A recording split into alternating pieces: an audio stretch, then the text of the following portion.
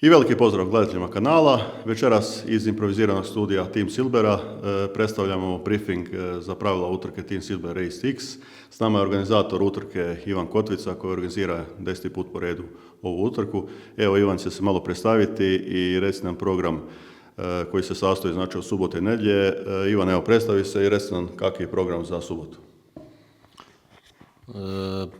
Veliki pozdrav svim endurašima, endurašicama i naravno gledateljima. Ja sam Ivan Kotvica iz Otočca, Hrvatski motoklub Otočac Team Silver i organizator sam Team Silver Race X, to je Team Silver 10. izdanje koje organiziramo u čast mom pokojnom stricu koji je nastradao na motoru, nažalost prije 10 godina.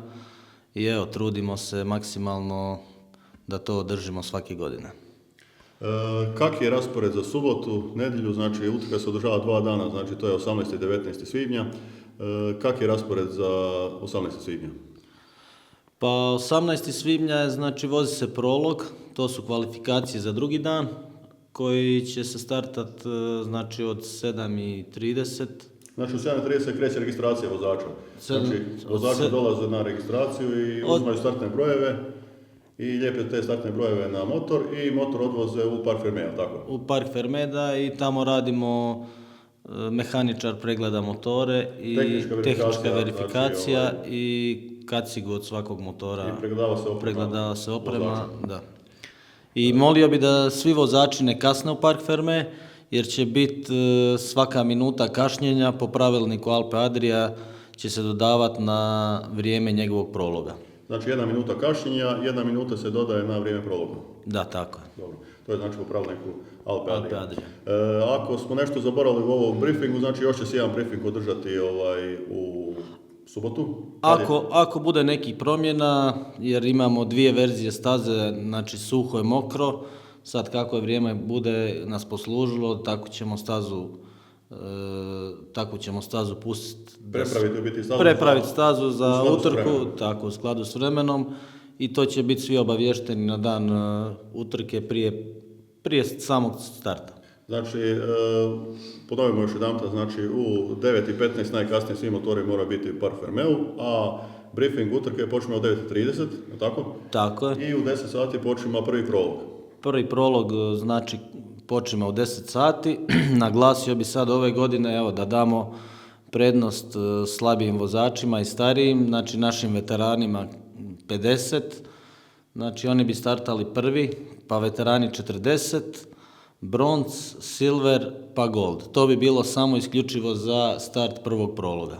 Znači i na slaganju Park Fermea motori se moraju posložiti u tom redoslijedu. Znači prvi motori startaju od veterana 50, a znači eksperti slažu svoje motore na kraju. Tako je, da prvo slažemo motore veterani 50, 40, bronz vozači, silver i gold, najbolji vozači, oni startaju zadnji pošto su najbolji, pošto će staza biti malo izderana, da prvim vozačima bude lakša staza. Dobro. I da šta prije počne drugi prolog. Prolog vam je dug, moram vam naglasiti, 20 km. Vozit ćete 2 prologa. Znači, prolog će vam biti vozan, ne morate se ništa bojati sad neke da će biti ekstreme, guranja, nešto. Ja se toplo nadam da bi trebali biti svi zadovoljni ove godine s prologom. Spremamo jedan video gdje će test vozač izvoziti taj prolog i prolog će biti dostupan isto online. Da, imamo taj video, to smo snimili i imamo još jedan video koji bi naglasio za sve vozače. Znači da nemamo u boksu nikakvih problema u vezi brze vožnje. Zamolio bi sve vozače koji su po boksu da voze skroz polako, maksimalno 10-20 km/h, jer smo pripremili jedan warm-up, bit će sve u videu, pokazat ćemo vam i označen vam je, evo vidite ovdje gore, sa KTM trakama. Znači, s tom trakom warm-up je označen sa KTM trakama. Evo, mogu vam odmah kad smo kod traka, mogu vam objasniti ove druge trake. Šerko trake, to kad vidite šerko traku, one su vam za pregradu, znači tu ne prolazite, to je zatvoren dio staze, tako da to je samo pregrada staze. Pregrada znači zabranjen smjer neki kao. Tako je. Dobro. Crvenu traku kad vidite, znači bježite od nje, to je krivi smjer i u krivom smjeru, uopće Tri trake. 3 trake, 2, 3, uglavnom kad vidite crvenu traku samo pogriješili ste smjer i pratite samo ovu bijelu traku Team Silver Race, Znači, ovo je bijela, pravi smjer. to je pravi smjer i evo gore kao što vidimo Znači, imamo smjer. oznaku, lijevu i desnu oznaku. Šta ovo znači? Ta oznaka vam znači pravi smjer, Ova ova krivi smjer. I šta još imamo? Imamo znači table. Znači table imamo, evo kao što vidite, gold, silver i bronze. Veterani voze brončanu stazu, veterani 40 i 50, oni su prate na table bronze i I uvijek su sve tri table ovako zajedno se nalaze, znači, jel?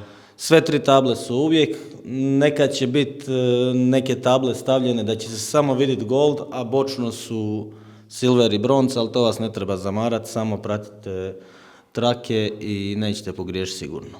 Dobro. Na nekim mjestima će biti ljudi koji će možda usmjeravati vozače. Da, imamo na jedno 12 točaka To je u utrci. Ili u Aha. prologu. Znači o čem pričamo? Ne, imamo i u utrci Ajmo ljude. u prologu. Recimo, da li u prologu ima neki vozači koji se kreće? U prologu ćemo imati na 2 mjesta ljude koji će... Biće suci samo da vas usmjere u pravom smjeru, da ne bi otišli u nekom krivom smjeru. Dobro, odlično. I sad znači dovršio se prvi prolog, krećemo sa drugim prologom. Kaki je raspored startanja za drugi prolog? Pa evo ovako, drugi prolog, on vam starta u 14 sati i starta vam po vremenima, znači od svih klasa, neobavezno koja ste klasa, nego koje vrijeme imate. Znači overall, kakvo ste vrijeme napravili. Ko je prvi završio prvi prolog, taj starta prvi u drugom prologu. Tako je, znači možete biti veteran 50 i možete startati prvi ako imate najbolje vrijeme. I možete normalno popraviti vrijeme prvog prologa. Apsolutno da možete popraviti prvo vrijeme, tako da zato smo i napravili 2 prologa, da ljudi imaju šansu da mogu popraviti vrijeme za start za utrku. Dobro. Znači, završili smo drugi prolog. Šta je tu? Znači, zasjedanje žirija. Imamo zasjedanje žirija i proglašenje vremena za start za drugi dan za utrku. Drugi dan utrka, znači to je nedjelja, 19. svibnja. Kada starta utrka? Drugi dan je nedjelja, znači imamo opet registracije od 8 do 8:30. Znači, to su vozači koji nisu stigli koji nisu stigli voziti prolog, nisu stigli doći. I oni startaju zadnji u prologu? Oni startaju zadnji, znači u svojoj klasi. Znači, drugi dan startamo po klasama, ali po vremenima. Znači, ako je vozač neki zakasnio, ne znam, nije došao u subotu, došao u nedjelju, on starta u svojoj klasi. Tako je, da. Super. Koliko je dugačka staza? Staza je dugačka 70 km, bit će onako lijepih dijelova, bit će nešto i ekstremnih, ali eto, potrudili smo se napraviti neke nove dijelove, tako da... Znači, koliko sam čuo, ima nekih 20 i nešto kilometara nove staze?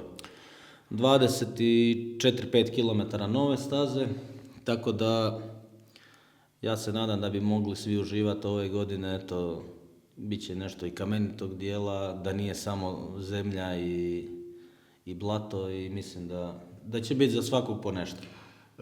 Svi vozači dobivaju treker, znači u neki rusak ili ne znam, neki dio opreme koji nose i taj treker prati tijekom cijelog staze, tijekom cijele staze. A recimo sada vozač se vozi, vidi tu cestu, ali oznake idu uz cestu. Šta će se dogoditi ako on izađe na cestu? Znači obavezno svi vozači moraju pratiti trake, ne mogu, to jest mogu... Koliko se vozač može udaljiti od svoje staze u trakama? Znači koliko ima širinu? 10 metara do 15 s lijeve i s desne strane, znači toliko ima odstupanja i nemojte sad ići ako negdje budete na bijeloj cesti pa se vozite uz bijelu cestu, obavezno vozite za trakama jer imamo kontrolne točke kroz koje morate proći.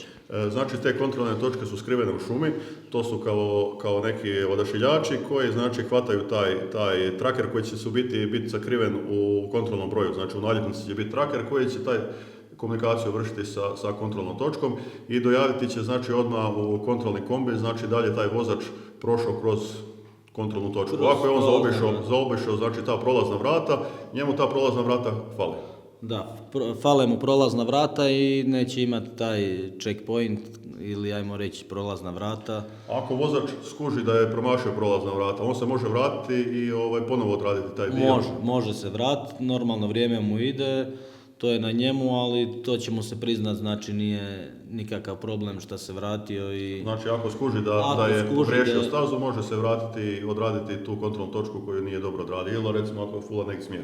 Može, znači svaki vozač se može vratiti i popraviti svoju grešku, tako da svi imaju šansu za popravak svoje greške. I znači da napomenemo, znači vozačka ako se vraća, znači da obave neku kontrolnu točku koju su promašili, znači ne smije ugrožavati druge vozače koji se približavaju njima, znači moraju paziti na te vozače. No? To moraju paziti, znači normalno isto kao i u prometu i na cesti, to moraju paziti, znači isključivo da se ne bi dogodila kakva nezgoda ili tako nešto slično. Koliko imamo prelazaka ceste?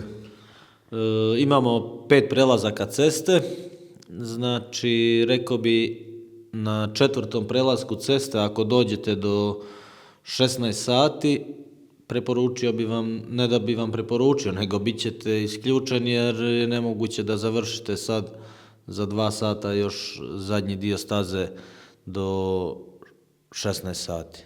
Znači da završite vremenu, jel?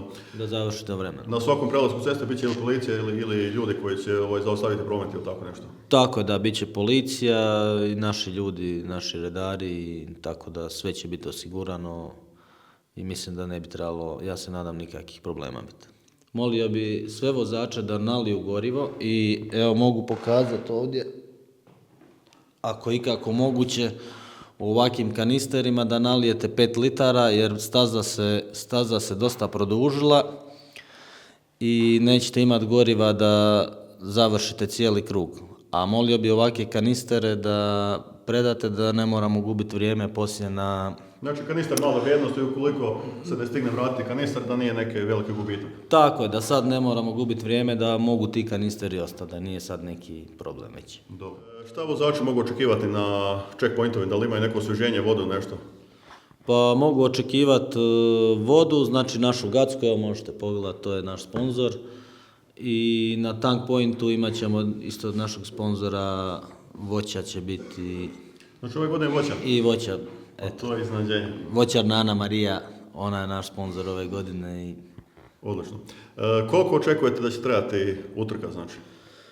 Pa očekujem, znači, neki prosječni vozač bi trebao završiti za 4,5 sata, 4 sata. 4,5 sata. U slučaju kiše? A u slučaju kiše i do 5 sati. I do 5 sati očekujem. U slučaju kiše će se neki dijelovi bajpasirati? U slučaju kiša će se, rekao sam, imamo 2 vrste staze, u mokru verziju i suhu verziju staze. Odlično. Znači utrka, koliko vozač ima vremena da dovrši stazu? Vozač ima 6 sati vremena, znači kad zadnji vozač starta, od zadnjeg vozača 6 sati. Znači ako zadnji vozač starta u 11 sati, znači ima vremena 6 sati, znači ima vremena do cirka 5 sati da dovrši utrka. Dobro, neće starta zadnji u 11, znači pošto utrka starta u 9, najkasnije svaki 30 sekundi starta vozača, tako? Da. Znači najkasnije u 10 i 15-20 će najzadnji vozač krenuti, to znači da do 16:20 mora najzadnji vozač stići u cilju. Tako, ako do jedne točke imat ćemo jednu točku 3. put kad dođete na asfalt, ako dođete do 16 sati do tamo, ja bi preporučio svim vozačima da ne voze dalje jer ima dosta za voziti, još nekih možda sat i pol. Znači, tako da ne mogu završiti u vremenu pa mogu se slobodno vratiti do... A da stignu na vrijeme opet u cilj na službenu ceremoniju završetka. Tako, da. Dobro. Znači kada se vidi da zadnji natjecatelj, znači kada je prošlo 6 sati od starta zadnjeg natjecatelja, krećemo sa briefingom žirija, gdje žirija proglašava znači pobjednike i kreće ceremonija dodjela nagrada, tako? Tako je, kreće onda ceremonija, dodjelujemo nagrade za sve vozače i... Šta bi izdvojili od bogatih nagrada? Pa od bogatijih nagrada bi izdvojio, na primjer, Akrapovića, on nam je jedan od većih sponzora i grad Otočac. Zahvalio bi se ovim putem svim sponzorima koji su nas prepoznali i pomažu nam pri ovoj organizaciji. Vozač će se navoziti ove godine, znači nije ko prošle godine da će ona to staze. Koliko će ukupno, znači svi koji izvezu oba do prologa i cijelu stazu, koliko kilometara će napraviti ova 2 dana? Pa ove godine će voziti vozači tu nekih cirka 110 km ako budu vozili oba dva prologa i naravno ako završe cijelu utrku. Znači navozit će se. Ove godine će navozati. Prijašnjih godina su govorili da je bio cross country, pa evo potrudili smo se ove godine maksimalno da povećamo kilometražu. Ove godine imamo neke nove dijelove staze, tako da možemo preusmjeriti gledalce da dođu do neke nove dijelove staze koji su interesantni. Znači, dijelovi staze gdje se može vidjeti vozača u nekim ekstremnim uvjetima i tako, poslikati neku dobru sliku i tako. Šta bi preporučili gledateljima, šta vidjeti na stazi? Pa evo, mi smo objavili znači, kartu cijele staze, bit će označene koordinate, tako da ja bi preporučio, moja preporuka bi bila najzgodnije za gledatelje mogu doći naravno na našu najpoznatiju Jurinu Dragu i Željinu, tu u Švici, naravno u Kranjskom selu. Druga bi mogla biti u Ponorima, znači to je jedan kanjon prekrasan koji ćete moći vidjeti, ja ne znam, naš Franja majstorina kaže da je to iz Austro-Ugarske, pa mi se tuda vozimo i Postoji ovaj nadvožnjak, znači ispod autoceste, tamo će biti atraktivnih skokova, nešto. I tamo idu sve klase, tamo će biti najviše vozača. tu kod tunela Plasine ispod, u onom kamenolomu, tamo smo napravili neki kao poligon uzbrdice, ekstremne, jako dosta veliko ekstremne, eto ko dođe vidit ćete ono da i nije baš neka šala. I svi vozači ne moraju se prestrašiti, bit će chicken way, znači niko ne mora... Spremili ste table? Spremili smo table, Znači ovako nešto, neka kokoš i nastavno. Da, kokoš. Kad vidite tu kokoš, znači možete skrenuti na stazu koja je manje opasna. Jel? Pa da, možete skrenuti tu, ko se ne osjeća sposobnim da bi mogao izaći, slobodno skrene tu i neće biti nikakve penalizacije, ništa. Biće mu duža malo staza, ali nije nikakva penalizacija ni ništa drugo. Da li se gledatelji mogu premjestiti iz mjesta na mjesto? Koja 2 mjesta recimo bi gledatelji mogli stići? Znači da pogledaju par vozača na jednoj toj lokaciji pa da se premjeste na drugu. Koje 2 lokacije bi se mogle povezati? Pa eto, mogle bi se povezati baš te 2 lokacije, Jurina Draga, taj kanjon u Ponorima i da se vrate na Plasinu. Znači, Plasina je znači na kraju utrke. Plasina je na kraju i imamo još jednu jako zanimljivu, onako bit će spektakularno za pogledat, odmah iza Erorovog mosta skrenete desno, to je pred ciljem, već označeno vam je trakama, pratite trake gore na platovu, mi ga zovemo Rodeo, veliko kamenje i tu će ići samo gold klasa i silver, bit će atraktivno za pogled. Da. Dobro, znači nakon 6 sati zadnji vozač završi utrku, suci održe briefing, proglase najbolje vozače i kreće ceremonija. I kreće ceremonija i mislim dodjela nagrada i završetak TSRX. Dobro. Ništa, evo pozivamo svoje gledatelje da dođu to pogledati. Vozače, evo ovo šta bude neki izmjena, to će znači biti još na kratkim briefizima prije utrke i toliko za večeras. Pozdrav iz Team Silver Studio. Veliki pozdrav, vidimo se.